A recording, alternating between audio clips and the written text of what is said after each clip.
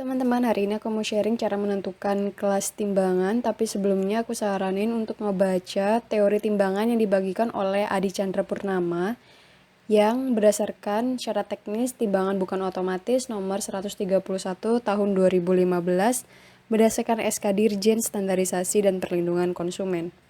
Untuk teman-teman yang pengen download materinya sudah aku cantumin di link description box di bawah ya.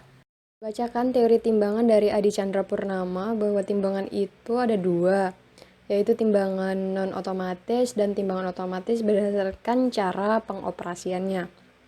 Nah, gimana sih jenis timbangan berdasarkan tingkatnya atau berdasarkan ketelitiannya? Ketelitiannya dibagi menjadi 4, yaitu timbangan kelas 1, timbangan kelas 2, timbangan kelas 3, dan timbangan kelas 4. Di mana timbangan-timbangan ini memiliki perhitungan yang berdasarkan syarat teknis timbangan bukan otomatis nomor 131 tahun 2015 yang akan kita bahas sebentar lagi.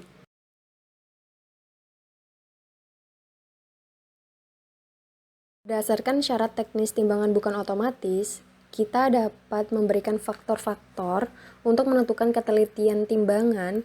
Yang pertama ada besar interval skala verifikasi yang biasa kita lambangkan sebagai E, di mana nilai E ini akan ditentukan oleh pabrik, ditentukan oleh Dirmet, atau jika tidak dilambangkan, maka nilai interval skala verifikasi sama dengan kapasitas minimum menimbang. Selain itu ada jumlah interval skala verifikasi yang dilambangkan dengan N dan kapasitas minimum menimbang biasanya dilambangkan dengan huruf D.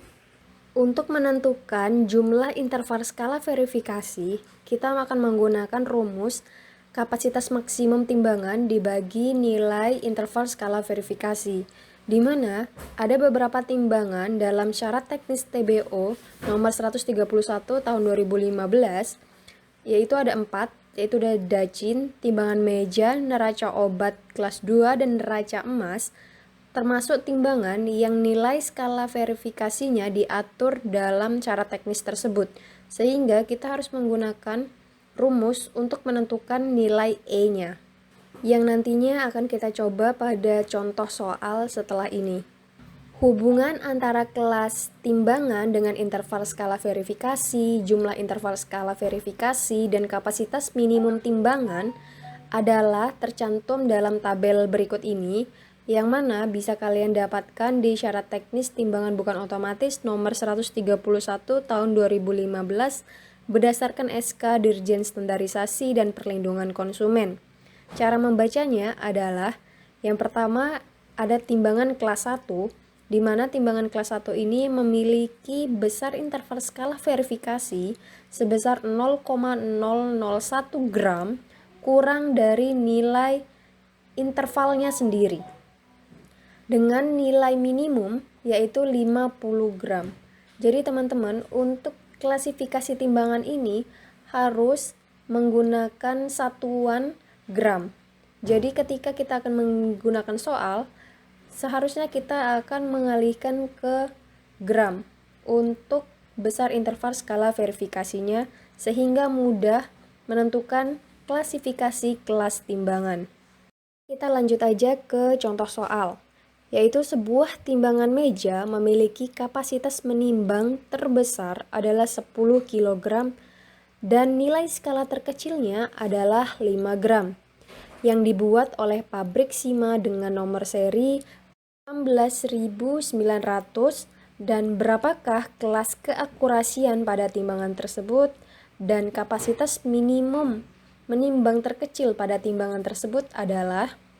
Nah, dari soal itu kita akan menjabarkan apa saja keterangan yang dapat kita peroleh, yaitu nilai maksimum menimbang dari timbangan meja adalah 10 kg yang kita ubah menjadi 10.000 gram dengan nilai skala terkecilnya adalah 5 gram. Karena ini adalah timbangan meja, di mana timbangan meja diatur nilai interval skala verifikasi pada syarat teknis timbangan bukan otomatis nomor 131 tahun 2015, maka berdasarkan tabel, untuk menentukan nilai E timbangan meja adalah kapasitas maksimum dibagi 1000, di mana kapasitas maksimum setelah kita sederhanakan menggunakan satuan gram, yaitu 10.000 gram dibagi 1.000 adalah 10. Sehingga kita bisa menentukan nilai N-nya. Nilai N adalah jumlah interval skala verifikasi, di mana rumusnya adalah kapasitas maksimum dibagi nilai E. Kapasitas maksimum adalah 10.000 gram dibagi 10 menjadi 1.000 gram. Berdasarkan tabel, kita harus melihat di mana nilai interval ini masuk ke dalam rentang minimum dan maksimum jumlah interval skala yang terdapat pada tabel. Dari tabel klasifikasi timbangan, terdapat 2 kelas yang dapat memasuki pada 1.000 gram tersebut. Sehingga, jika terdapat 2 kelas, kita akan mengambil kelas tertinggi dari klasifikasi timbangan tersebut. Nah, cara membacanya adalah kita memiliki jumlah interval skala verifikasi 1.000. Dari tabel tersebut, di mana nilai interval skala verifikasi 1.000 dapat masuk, yaitu ada di kelas 3, di kelas 4. Nah, baik di kelas 3 maupun kelas 4 merupakan sama-sama memenuhi kualifikasi dari interval skala verifikasi. Maka kita akan mengambil kelas tertinggi dari kelas timbangan tersebut, yaitu kelas 3. Nah, setelah kita menentukan kelas, kita dapat menentukan kapasitas minimum timbangan tersebut, yaitu dengan melihat tabel paling kanan, yaitu ada tulisan kapasitas minimum, di mana tertulis kapasitas minimum timbangan untuk menimbang adalah 20E. Maka 20 kita kalikan dengan nilai E tadi, yaitu besar interval skala verifikasi, yaitu 20 dikali 10 menjadi 200 gram. Ini tergantung dengan satuan yang kita gunakan. Nah, untuk teman-teman buat ingin yang mendaftar pada SKB tahun ini, yaitu tahun 2019, maka harus diperhatikan dengan seksama satuan-satuan yang digunakan dan harus konsisten menggunakan satuan apa, karena satuan tersebut sangat mengecoh dan membuat perhitungan kita menjadi salah. Jadi buat teman-teman harus teliti dengan satuannya, harus teliti dengan timbangan apa yang digunakan untuk menentukan klasifikasi timbangan, sehingga ketika menjawab soal tidak keliru dan tidak salah perhitungan. Oke, kita lanjut ke soal nomor 2, yaitu timbangan sentisimal memiliki kapasitas maksimal menimbang adalah 10 ton dengan skala verifikasi adalah 5 kilo. Berapakah kelas keakurasian dari timbangan tersebut dan berapakah kapasitas minimum menimbang dari timbangan tersebut?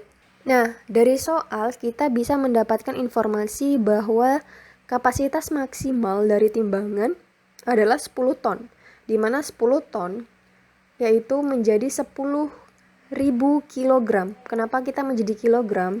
Karena nilai besar interval skala verifikasi yang diterapkan pada soal yaitu menggunakan satuan kilogram. Nah, karena ini merupakan timbangan sentisimal, di mana timbangan sentisimal tidak diatur nilai interval skala verifikasinya, yaitu nilai E, dalam STTBO nomor 131, maka kita bisa menyimpulkan bahwa nilai verifikasi sama dengan nilai skala terkecil pada timbangan tersebut. Jadi kita bisa menyatakan bahwa E sama dengan D, yaitu 5 kg. Selanjutnya adalah kita akan menentukan nilai interval skala, yaitu kapasitas maksimum dibagi dengan nilai E, di mana 10.000 kg dibagi 5 kg menjadi 2.000, di mana kita harus melihat tabel kembali nilai 2.000 berdasarkan tabel masuk ke dalam rentang minimum atau maksimum jumlah interval skala tersebut. Nah, 2.000 sudah jelas-jelas masuk ke dalam kelas 3, teman-teman. Jadi kita langsung aja menghitung kapasitas minimum timbangan dari sentisimal, yaitu 20E, di mana 20 dikali 5 kg menjadi 100 kg untuk kapasitas minimum menimbang dari timbangan sentisimal. Jadi teman-teman bedanya sama yang tadi, kalau yang tadi kita menentukan dulu nilai skala verifikasinya, di mana yang harus dihitung ada seperti dacin, timbangan meja, neraca obat, dan neraca emas. Namun, jika tidak ada tertulis berapakah nilai skala terkecilnya, maka nilai skalanya itu akan sama dengan skala verifikasi yang ada pada soal. Oke, itu dia teman-teman perbedaannya. Mungkin teman-teman yang mau nyoba latihan soal bisa langsung ke materi teori timbangan, di mana ada latihan soal untuk kapasitas, interval skala, kelasnya seperti apa, dan minimum minimbangnya seperti gimana.